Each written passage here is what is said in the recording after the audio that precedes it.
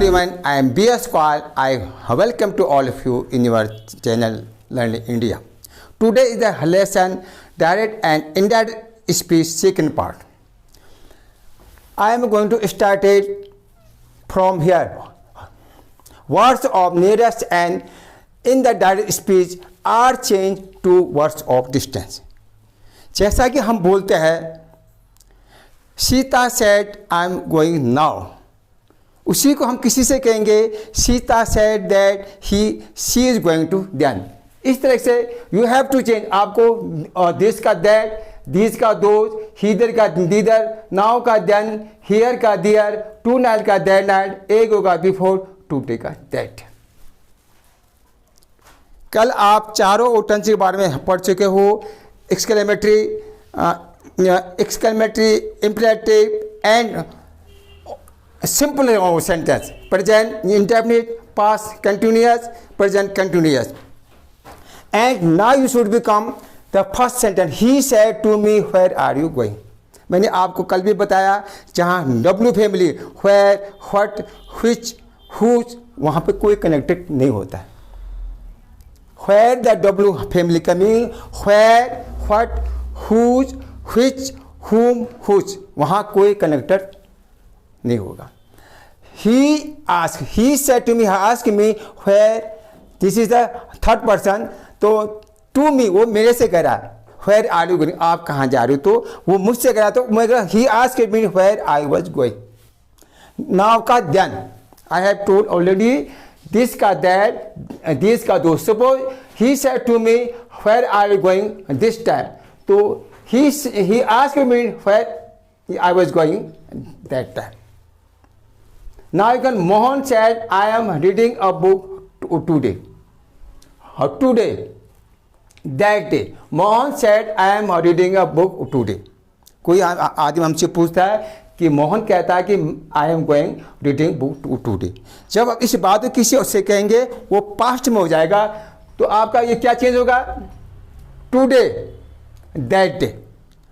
Today का that day. Sita said I am coming here. Sita said that she was coming here का दियर. इस तरीके से आपको बहुत इंपॉर्टेंट रूल जो आपको याद करना है.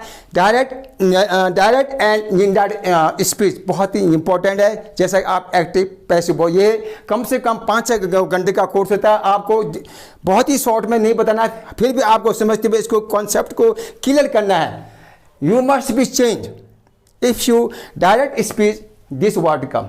डायरेक्ट में ये शब्द आते हैं, इन रिपोर्टिंग इसमें तो आपको दिस को दैट, दिस का दूध, हीदर का दीदर, नाउ का देन, हियर का दियर, टू नाइट का दैट नाइट, एगो का बिफोर, टूटे का that.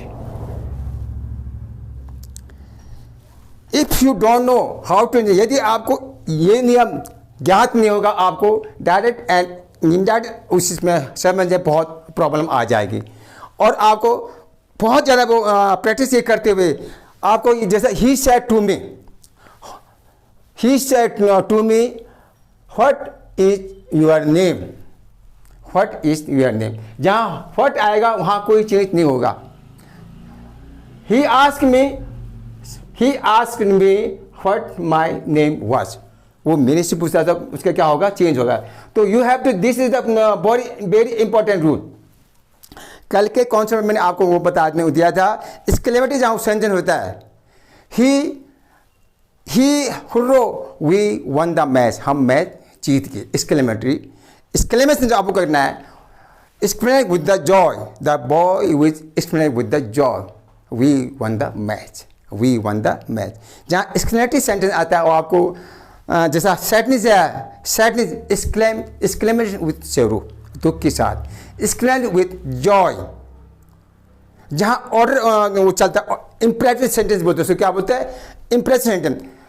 The teacher said to the student go there, the teacher said to the student go their.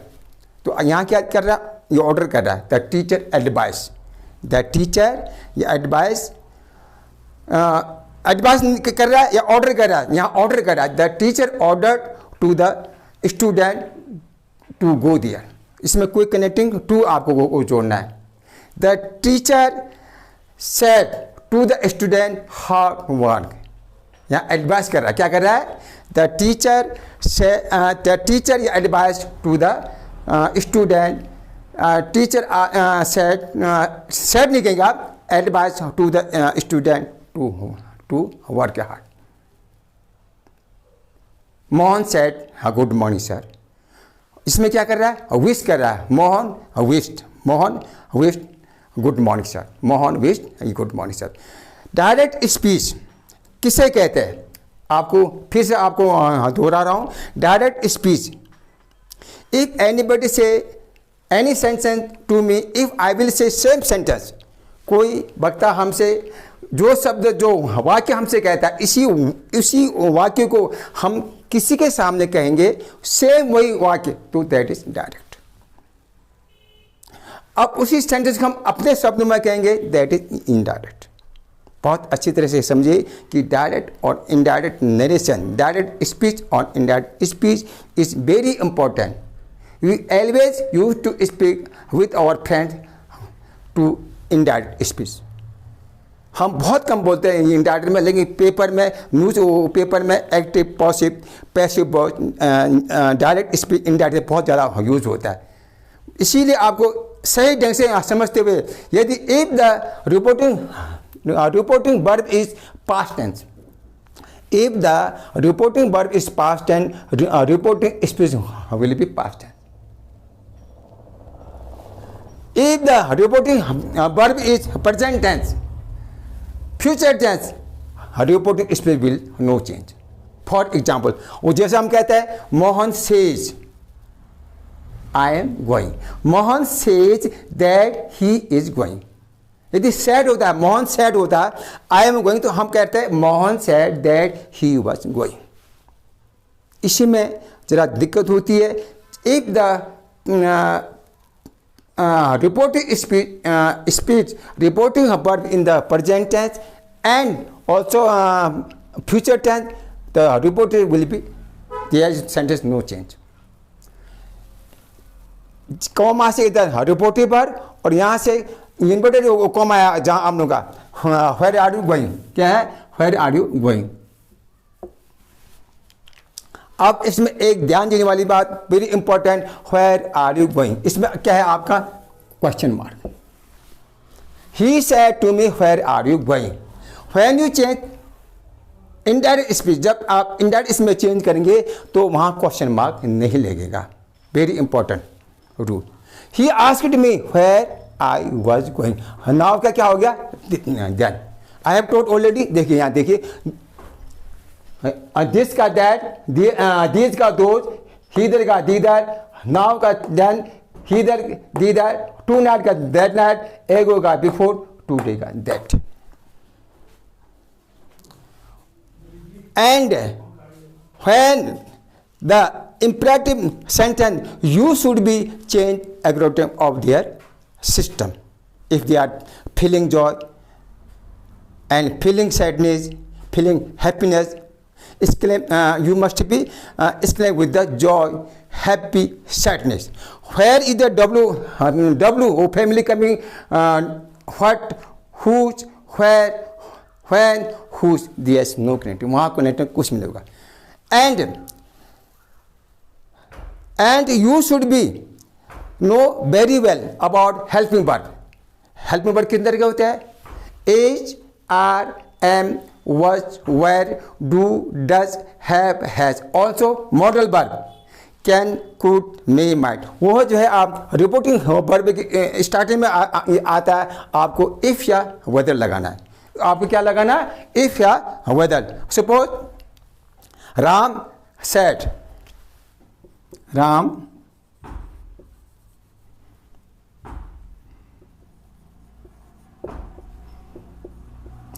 are you going?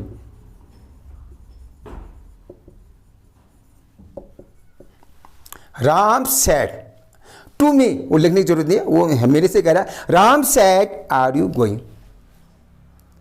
If you want to change in indirect speech तो आपको लिखना है Ram asked me if या whether.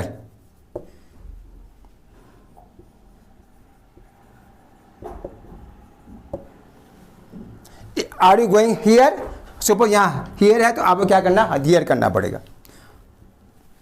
Ram said are you going, Ram asked me if I was going. इसमें जहाँ auxiliary verb है, helping verb है, हमेशा इफ आएगा. इफ या वेदर, इफ या ये वेदर. एक वेदर होता है WEAT है, ये WHET इज ईयर. एक होता है WEAT, वेदर मीन्स मौसम. तो please you have to understand very suitably, properly and very systematically. आपको फिर से मैं आपको रिवीजन कर रहा हूँ. Words are nearest in the direct speech are changed to words of distance. Mohan said I am going now. Mohan ने मुझसे कहा sir I am going now. Same sentence मैं किसी से कहूँगा, Ram said to me I was going then. Sita said I am reading this book tonight. Sita said I am reading this book tonight. Sita said that she was reading the book that night. वो अभी नहीं तो पहले जब हो चुका है, तो इस ढंग से आपका इस सेंटेंस में आपको ये चेंज करना बहुत ही जरूरी है. तो direct speech and indirect speech आप अच्छी तरह से समझिए होंगे. जो कोई आदमी, जो कोई मनुष्य, जो कोई पर्सन हमसे कहता है, उसी सेंटेंस को हम किसी थर्ड पर्सन को कहेंगे, वो डायरेक्ट स्पीच है.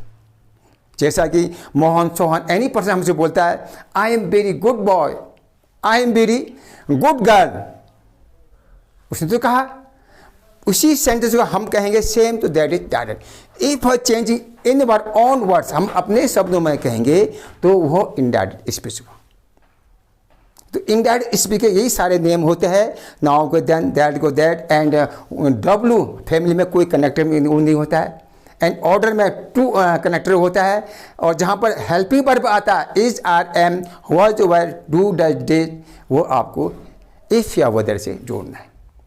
मैं आशा करता हूं कि आप इसको बहुत ज़्यादा से ज़्यादा प्रैक्टिस करेंगे, बहुत ही अच्छे ढंग से. जब तक आप क्लियर नहीं करते हैं, तब आपको प्रैक्टिस करना है. प्रैक्टिस करने का एक प्रैक्टिकल ढंग से करिए. आपको रटना नहीं है. Please you don't be cramming is not good.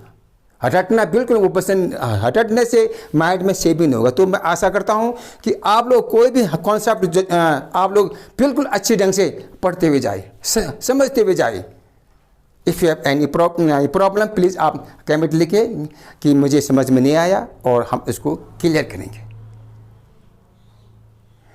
This is a way of learning any language.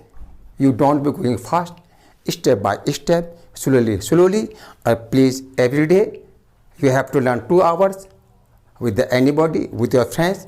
Or I have told so many times, 5 words, 5 sentences, also 5 phrases. Same condition coming here, 5 sentence. You must be practice each types of sentence. For example, interrogative, imperative, off-type, exclamatory sentence, different kinds you have to learn.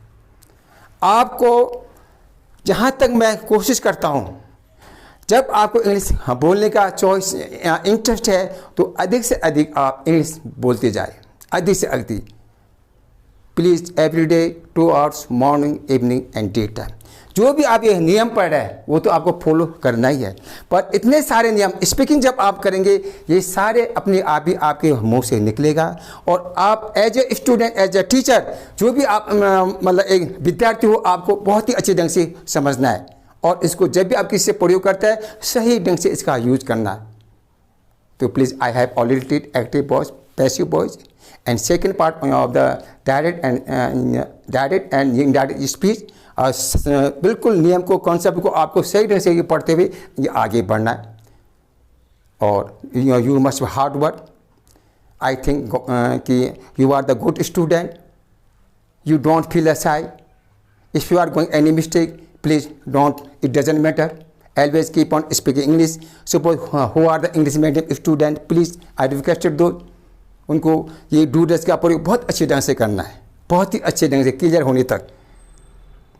keep watching video, keep learning, keep practicing every day. जब तक आप practice करेंगे, अभ्यास करेंगे, आप अपने आप ही expert हो जाओगे. Thank you very much. Good bye all.